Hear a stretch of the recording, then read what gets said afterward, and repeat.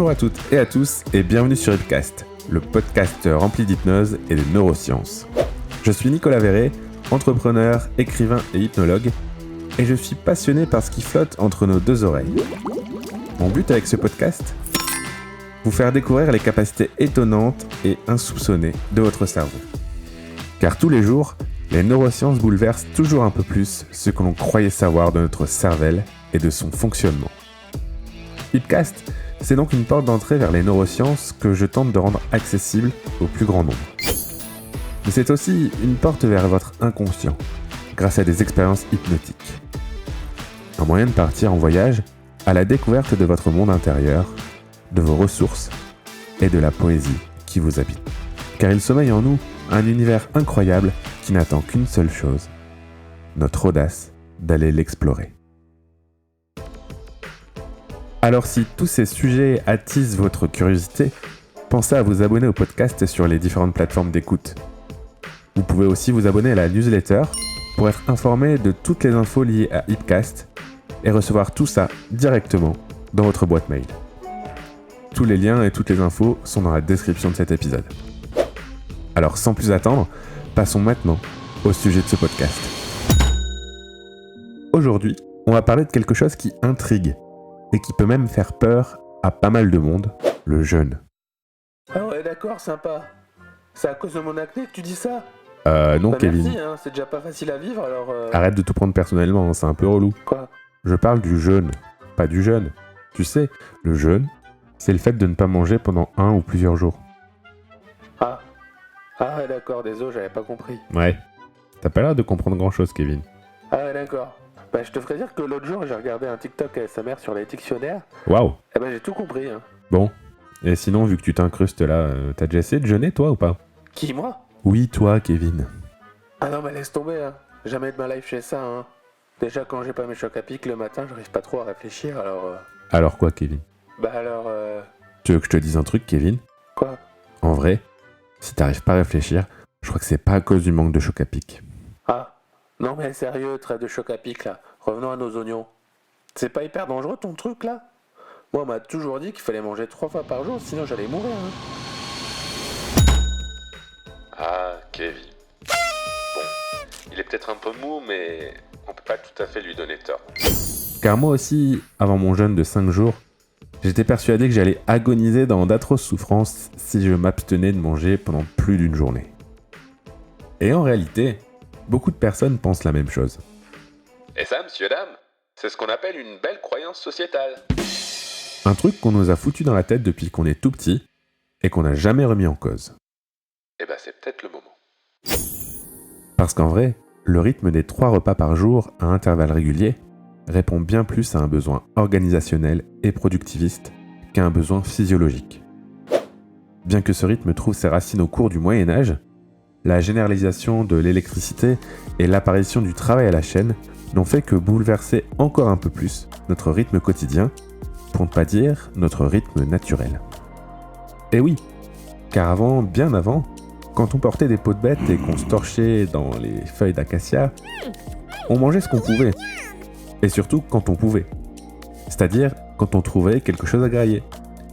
Nos ancêtres pouvaient donc passer 1, 2, 3 journées, et même beaucoup plus que ça, sans manger. Et, chose incroyable, on survivait sans manger 3 fois par jour. Car, en réalité, l'être humain n'a nullement le besoin vital, ni même la nécessité de manger toutes les 8 heures. C'est même tout le contraire. Ouais, d'accord, mais pourquoi tu veux absolument nous empêcher de bouffer ? Ah bah t'es encore là, toi. Ouais, En vrai, si je reformule ta question... et au fait, Oui, Kevin. tu leur as dit aux gens de s'abonner à ton podcast ? Ouais, t'inquiète, je leur ai dit au début. Je leur ai dit qu'ils pouvaient s'abonner à la newsletter, et sur Deezer, Spotify, Apple Podcast et tutti quanti. Ah cool, bien ouais. Et sinon, les tutti frutti, c'est les bonbons, c'est ça ? T'en as là ? Ah, Kevin. Qu'est-ce qu'on va faire de toi ? Bah quoi ? Bon, reprenons. Pour résumer la question de notre jeune ami avant qu'il ne nous interrompe, pourquoi devrait-on jeûner ? Eh bien pour de multiples raisons que les scientifiques ont découvert il y a seulement quelques dizaines d'années. La première d'entre elles est que le jeûne est bon pour la santé. Et ouais, contrairement à cette croyance tenace que l'on a toutes et tous en tête, ne rien manger est bon pour la santé. Mais voici une petite liste des bienfaits du jeûne. Favorisation du renouvellement cellulaire, stabilisation hormonale et de l'humeur, amélioration du sommeil, meilleure concentration et meilleure capacité cognitive, perte de poids et de notre addiction au sucre, détoxification de l'organisme et boost du système immunitaire. Mieux que n'importe quel médoc, non ? Et c'est totalement gratuit.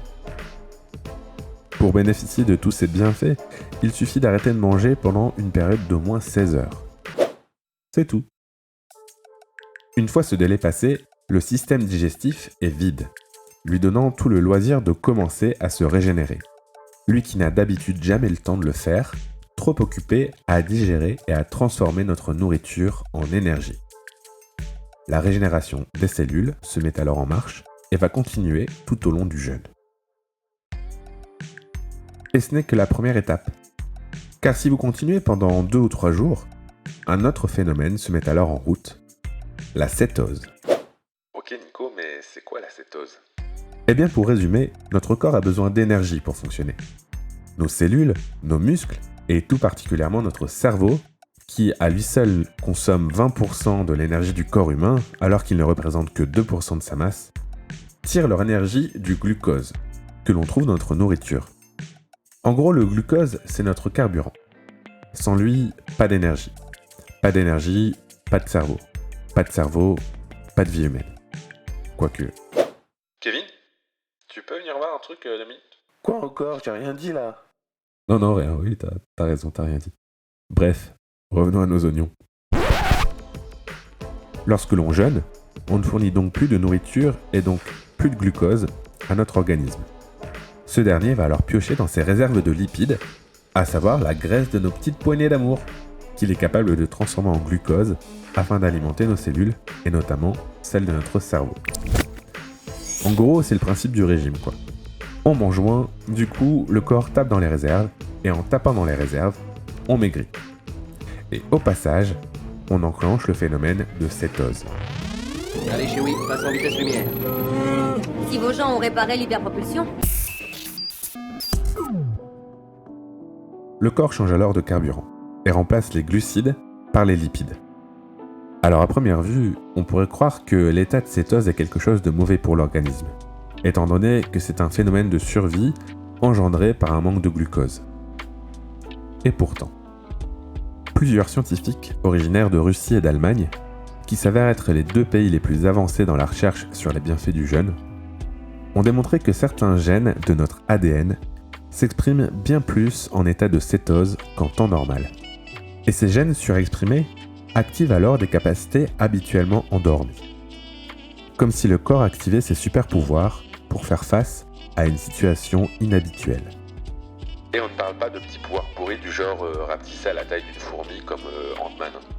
Non, ce sont des pouvoirs bien plus utiles que ça. En même temps, c'est pas compliqué.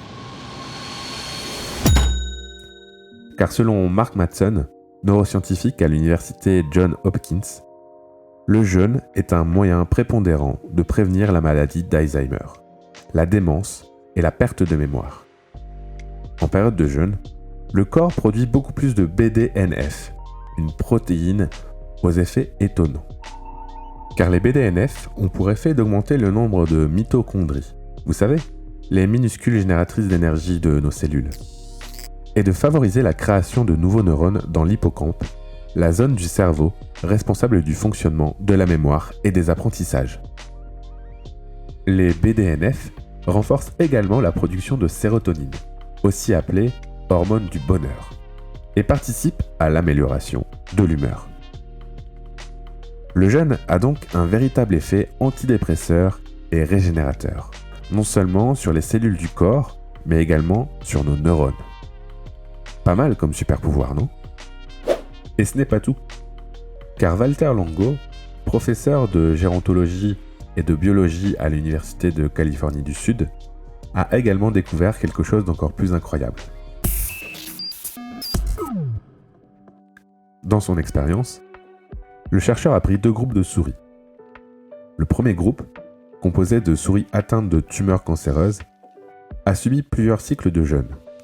C'est-à-dire que les souris ont été privées à plusieurs reprises de nourriture pendant 40 à 60 heures. Les souris du deuxième groupe, malades, elles aussi, mangeaient quant à elles normalement, plusieurs fois par jour. Cette expérience a été reproduite un peu plus tard chez l'être humain. Résultat, il a été démontré que le jeûne retarde la croissance de certaines cellules cancéreuses, présentes dans le cas de cancer du sein, de mélanome ou de gliome, et que le jeûne a un effet tout aussi efficace que la chimiothérapie. Mieux, la combinaison du jeûne et de la chimiothérapie est même plus efficace que la chimiothérapie toute seule. Les souris jeûneuses présentaient même moins d'effets secondaires à la chimiothérapie, gambadant tranquillement dans leur cage, alors que les souris qui avaient mangé restaient prostrées dans leur coin après le traitement. Assez incroyable, n'est-ce pas? Qui aurait pu croire qu'arrêter de manger plusieurs jours aurait de tels effets? Ça semble plutôt contre-intuitif, non? Mais alors, comment ça fonctionne? Eh bien, pour résumer, et comme évoqué plus tôt, pendant le jeûne, les cellules saines se mettent en mode cétose, chose que les cellules cancéreuses ne sont pas capables de faire. La cétose permet donc de continuer à nourrir les cellules saines tout en affamant les cellules cancéreuses, rendant ces dernières plus vulnérables à la chimiothérapie.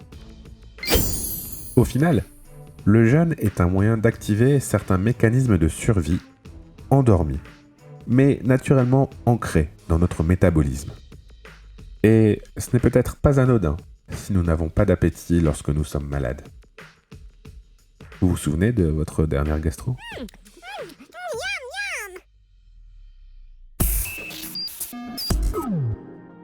Pour avoir jeûné plusieurs fois pendant 5 jours, je peux donc vous faire part de ma petite expérience, en vous recommandant de commencer par une période de 16 puis de 24 heures, en fonction de votre état et de vos ressentis. Il est très important de toujours écouter les signaux de votre corps. Ne forcez pas si vous ne le sentez pas. Si par contre tout se passe bien pendant cette première période de jeûne, recommencez quelques temps plus tard, en augmentant la durée, progressivement.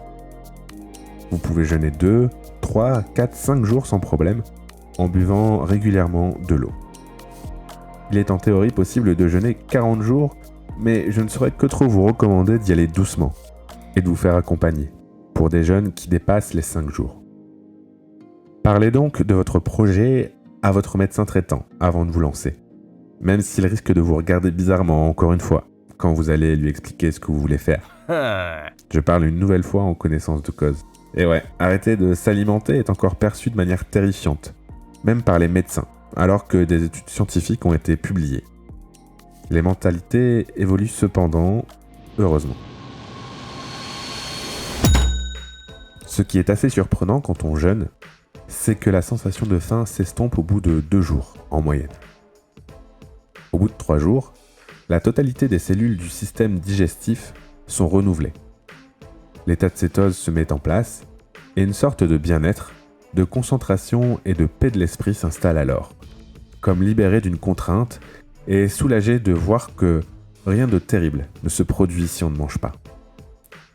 En tout cas, cette expérience m'a donné une sacrée confiance en mon corps et en ses capacités. Et je me suis finalement rendu compte que l'on mangeait bien souvent par gourmandise ou par habitude plutôt que par réelle nécessité. Passé cette période de transition qui correspond au switch de la cétose, c'est étonnant de voir comment notre corps est capable de s'adapter. Et aussi surprenant que cela puisse paraître, le jeûne peut même être un état plutôt agréable à vivre. C'est en tout cas ce que j'ai ressenti quand j'ai expérimenté cette drôle d'idée d'arrêter de manger pendant quelques jours.